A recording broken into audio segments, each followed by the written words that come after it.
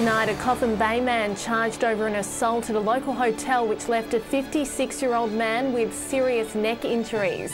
And police recovered 3 of the paintings stolen from the Crystalbrook subway. This is Southern Cross News with Abby Donaldson. Good evening. A 56-year-old Coffin Bay man has been left in a coma with serious neck injuries after allegedly being punched in the face at a local hotel. Casey Trelaw has the details.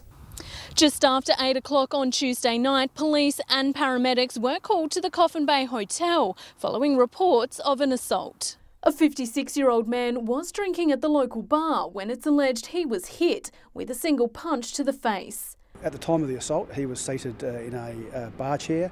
He fell from the bar chair and onto a hard tiled floor. Falling in and out of consciousness, he was taken to the Port Lincoln Hospital and later airlifted to the Royal Adelaide Hospital, where he's fighting for life. He's been treated for some serious neck injuries, and at the present time, he's in an induced coma. His injuries aren't considered life-threatening at this time. Leaving a stark reminder about the consequences of assault. People should think very seriously before throwing a punch, because the consequences could be far more serious than they ever imagine. Investigations are continuing into how the pair are known to each other. A 58-year-old Coffin Bay man was charged and arrested with assault and has been bailed to appear in court at a later date. Almost all of the paintings stolen from the Crystalbrook subway have been recovered by police thanks to a member of the public. An Indigenous dot painting created by a local Nukanu artist is yet to be found, and police are again calling on the public to help. Police received information that 3 of the 4 paintings were located in Port Pirie. Police attended yesterday and recovered 3 of the 4 paintings, however 1 remains outstanding. The 4 portraits celebrating the achievements of local women were stolen from the Crystalbrook subway just hours after they were put on display. Anyone with information about the thefts is urged to call Crime Stoppers on 1800 333 000. A shocking hit-and-run accident has left a Port Lincoln man with serious injuries. While still recovering at the Royal Adelaide Hospital, his hometown community is reaching out to help support his family during this difficult time. A hit and run leaves a scooter rider in a serious condition. Last week in Adelaide, 52-year-old Michael Proud from Port Lincoln was knocked off his scooter. He was treated at the scene by paramedics in shock and severe pain. Walked outside and he was sitting on a chair pretty covered in blood, and so it's a bit of a shock. Witnesses saw a car suddenly turn right in front of Mr. Proud. He attempted to turn the scooter to avoid collision, but there was nothing he could do. At first, his injuries didn't appear that bad, but later scans revealed a different story, leaving him with broken ribs down his left side, a broken collarbone, scapula and shoulder, as well as a punctured lung. It's been almost a week since the accident, and we know that, Dad's going to be okay. It's just going to be a long road to recovery. It's expected to be months before he can return to work. And while the Proud family set up a GoFundMe page, the Port Lincoln community is also throwing in its support, with the local Marina Hotel to hold an auction night next Friday. We're looking to raise some funds for Mick and basically the family, because the extent of his injuries were a lot more serious than what we first thought. So we are trying to get together as many donations as possible. The driver of the getaway car is still yet to be found. Casey Trelaw, Southern Cross News. The Flinders Rangers Council has welcomed an investment of a number of potential life-saving machines. A handful of defibrillators have been installed in the region, with more to come. It's portable, pint-sized, but it packs quite a punch. A number of these defibrillators have been distributed across the Flinders Ranges to assist in medical emergencies. We do hear stories from time to time of how access to one of them has saved someone, and given that they are now more accessible and more available, we're pleased to be able to make them available for our community and our visitors. The machines use electrical currents to shock the heart when it beats erratically. A total of 8 have been supplied to major centres in both Corn and Hawker. At the moment they're in the works depots in both towns. They're in the council office. We've got one in the Corn Visitor Information Centre, one in both the institutes and at the swimming pools in both towns. The defibs are mobile, and the council wants members of the 2 communities to familiarise themselves with their locations. We're hopeful that we can make people aware of them so that, the more awareness there is, the more use they are. This latest batch of potentially life-saving machines could be the first of many, with the council looking to roll out another 8 as soon as possible. We hope to have another round, over the next year or so to provide, greater coverage. Garth Burley, Southern Cross News. Sunday marks the 100th anniversary of the end of World War I. Whyala's RSL will be among those commemorating the occasion, inviting all community members to join them on the day. At 11 a.m. on the 11th day of the 11th month of 1918, the guns of World War I fell silent. An armistice ended the Great War, which cost 20 million civilian and military lives. Sunday marks 100 years since the end of World War I, with ceremonies to be conducted across our region. Just remembering the men, and obviously there's some women who died during World War I, but who gave their ultimate sacrifice. Commemorations begin on Friday night with a dinner to honour those who fell. The community will gather at the local war memorial at 11:15 on Sunday for the traditional service. Mr Higgins says the public are invited to join local commemorations of a worldwide event. It's not just Australia, it's England, America, Canada, New Zealand. You name it, all other countries do it. 7 Whyalla men bravely gave their lives in service during World War I. It's a little known fact they're not just remembered here, but have been immortalised in our street names and the Avenue of Honour. Avenue of Sacrifice, which is on Heston Lewis. If you ever notice, there's plaques in the middle next to trees. That's also the names of everybody from Whyalla. John Hunt, Southern Cross News. Still to come tonight, a young Port Augusta radio broadcaster named as a finalist in the First Nations Media Awards. And the State Theatre Company's new play, which takes audiences back in time to Port Pirie during the late 1940s. Hello again. Broken Hill City Council is looking at forming a sister city partnership with another council in New South Wales. The Silver City's leaders are hoping to link up with their colleagues in the Canterbury Bankstown Council. If all goes well, the two local governments could soon be swapping ideas and resources. There is a number of avenues we're looking at, and it's exciting time. It's kind of the thing that we both are winners, because it's not about just the fact that Canterbury has a very big staff, but we also have a lot of skills that we can share, and that creativity is what Smart Cities is about. The partnership is still in its early stages, but both councils are keen to push on with it in the new year. A young Port Augusta radio broadcaster is on cloud 9 after being named as a finalist in the First Nations Media Awards. 21-year-old Dre Natokarua will fly to Sydney later this month, where he'll be up against some of the best in the business. When he first walked through the doors of Umiwara Media for work experience in 2013, Dre Natokarua wouldn't have believed that in 5 years' time, his work would be highlighted on the national stage. Found out sort of yesterday morning. Pretty surreal at the moment, still thinking about it. He's a finalist in the inaugural First Nations Media Awards, which recognises the impressive work of Aboriginal and Torres Strait Islander people in the industry. The 21-year-old is nominated in 2 categories. 2 nominations was the Best Photography Award and also the Best Oral History Award. He'll fly to Sydney in a fortnight for the award ceremony, where his work will be up against some of the leaders in Indigenous media, NITV and Koori Mail. For Umiwara Media to be put up there with that sort of calibre organisation is just amazing. The born and bred Port Augusta local hosts the Straight Out show every afternoon and says his passion is to inspire the town's youth. A lot of young people get overlooked at the moment, so just giving them a bit of hope and saying, here, this is what you can do and this is what you can achieve. Garth Burley, Southern Cross News. Broken Hill men are being encouraged to come out to a lawn bowls night to learn more about health issues. The Barefoot Bowls event aims to encourage men to talk openly about their well-being.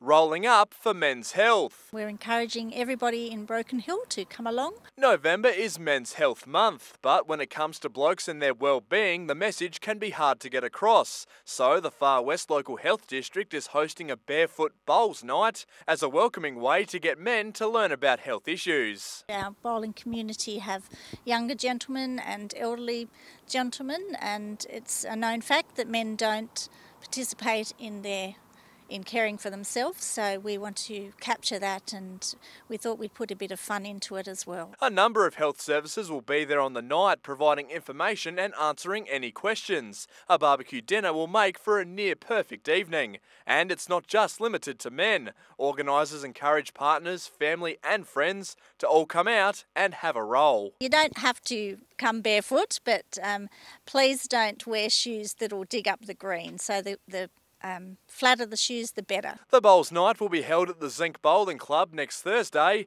It starts at 6 o'clock. Patrick Ryankey, Southern Cross News. Port Pirie Northern Festival Centre will be the first venue outside of Adelaide to ever host a play from the State Theatre Company. The Gods of Strangers takes its audience back in time to Port Pirie during the late 1940s. The State Theatre Company's latest play is a blast from Port Pirie's past. The Gods of Strangers explores the untold struggles of belonging, identity and family in post-World War II Australia. This is the first time a State Theatre Company play has premiered outside of Adelaide, and we're really happy and proud. It's a universal story of migration and people seeking asylum from war-torn areas. The play is set to captivate local audiences with its depiction of life from the perspective of Italian and Greek migrants. Ellen has written it from a personal perspective, and it's so beautiful, but it really resonates with me. So much so that it's often very hard for me to even say the words because it becomes so emotional. Playwright Elena has spent 2 years researching her ancestry and was inspired by the events of her family's past. The Gods of Strangers plot is built around Mediterranean culture, with portions of the dialogue being spoken in Greek and Italian. But don't worry, there will be subtitles. The ancient Greek gods would disguise themselves as humans to test human beings, and they'd come and knock on the door, and if the human being rejected that god, the god would then punish them. The Gods of Strangers runs tomorrow and Saturday. Dominic Beaton, Southern Cross News. Stay with us after the break. A statewide snapper ban is now underway. Plus, we'll have fish and tips. And after a mixed bag of weather this week, it's looking like gorgeous sunny conditions this weekend. I'll have all the local weather details soon. Welcome back. A statewide snapper ban is underway over summer to ensure the protection of the species during their key breeding season.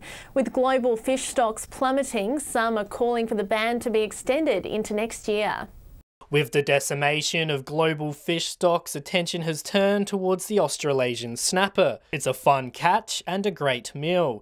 And unfortunately, our love of the red fish is hurting it in a big way. Since the 1990s, its stocks have been plummeting, causing PIRSA to initiate an annual statewide ban during its breeding season. We close all of our state waters to all fishing for snapper from the 1st of November through to the 15th of December. PIRSA is concerned that overfishing has had an impact on the species, and with the sparsity of both the St Vincent and Spencer Gulf coastlines, makes it almost impossible to effectively monitor fishing practices. What we are seeing is a continued decline in Spencer Gulf, so that would suggest we probably need to do some more to help protect our stocks in Spencer Gulf. Part of the Port Pirie fishing community has even recommended an extension of the ban into January. They are catching the snapper even in January. They've still got the eggs in them, so they want to see that pushed out later in the summer where they are breeding.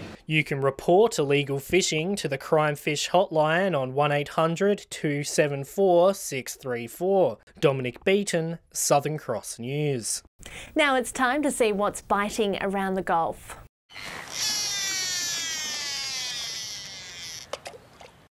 Welcome to another week around the Gulf fishing tips from Port Pirie. It's fantastic at this particular moment. We're in this changeover period where we get yellowfin whiting starting to happen. So anywhere from Barrows Beach right through to Talawi Beach, you'll find yourself a good feed. You've got to wade up to your knees. If you're actually in a boat, go into the shallows. One of the little tips I want to tell you, while you're fishing for yellowfin there, think of the big flathead that we have around the place. They're predator fish. They actually sit right in the gutters where the yellowfin swim over to ambush them. So think about that and have a shot for that at the very last bit of it as well. Blue swimmer crabs are starting to come on. You'll only get them for a month now. So grab your first lot of blue swimmer crabs, because after that month they probably go quiet to about February. G'day and welcome to this week's Fishing Tips from Port Augusta, Jewel North. Now the big news at the moment is kingfish basically everywhere at the moment, right up from the train bridge, down along in the harbour here, the school's been sighted, the powerhouse, Port Patterson, and also as far south as Chinaman's Creek. So just be aware of those around because you've got a good shot at getting them. There's still some King George whiting to be found, quite big ones as well, but the shitties are starting to hammer the baits there too, so you're not really getting a hold of them. Tip is burley up and cast out behind where you've put the burley in. There's crabs available. They're sort of a little bit deeper at the moment, but with a few more hot days, they should come in a little bit shallower. That's all we have from the Jewel North. Now it's over to Whyalla. The King George whiting have certainly slowed up a little with the warmer weather coming in. Certainly has brought in the annoying shitties have moved right across Whyalla, so the whiting have been hard to target. Down towards the Mount Young grounds, still some really good size garfish coming in from those grounds, and a few squid if you drift around the same areas. Land-based out towards Point Lowly, there's been a fair few kingfish spotted, a couple of hookups, no good fish landed as yet. Some really good sized squid down along the sand hills a little bit further north. And land-based out towards Cowlitz Landing further south of Whyalla, there's been some really good sized silver whiting. G'day, welcome to this week's Fishing Tips from Port Lincoln. There's not a lot of news from up at Tumby Bay this week, but there has been a few bronze whaler sharks caught between Port Neal and Tumby Bay. They've been good size too. Down towards Port Lincoln, there's still been plenty of snook and a few squid around the town jetty. Late evening's probably your best bet. Also late evening, the whiting have been doing really well as well. Moving down towards the National Park, there's been some salmon down there from Miller's Hole to Wanna. There have been schools within casting range, so get down there with your medals. Similar story out at Golden Island, Gunya and Almonte as well at Coffin Bay National Park. So there's some great fun out there for the kids. That's about it for this week. We'll see you again next week. And now let's check out the local forecast. After some wild weather this week, it was a gorgeous sunny day around the Gulf today, cooling down too. Port Augusta reaching a top of 22 degrees. On the satellite, speckled cloud over southeastern SA behind a cold front is triggering some showers and isolated thunderstorms, but it's mostly clear in other areas. On the waters to end the week, southeasterly shifting southwesterly winds up to 15 knots, seas reaching 1.5 metres. A mix of sunshine and cloud forecast for your Friday as it warms back up too.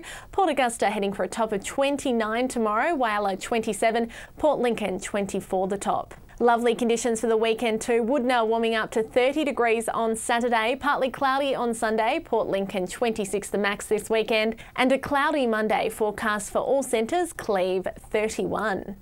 Nothing but sunshine on Saturday further up the Gulf. Whyalla 28 the top, Port Augusta warming back up into the 30s for the weekend, and hot and cloudy for Monday, Kadina 31 degrees. Fine conditions this weekend again, Port Pirie warming up to 31 by Sunday, Broken Hill 31 as well, and again that cloud cover will return on Monday, Port Pirie heading for a top of 33 degrees. And that's all from the team this Thursday. Thanks for joining us. Good night.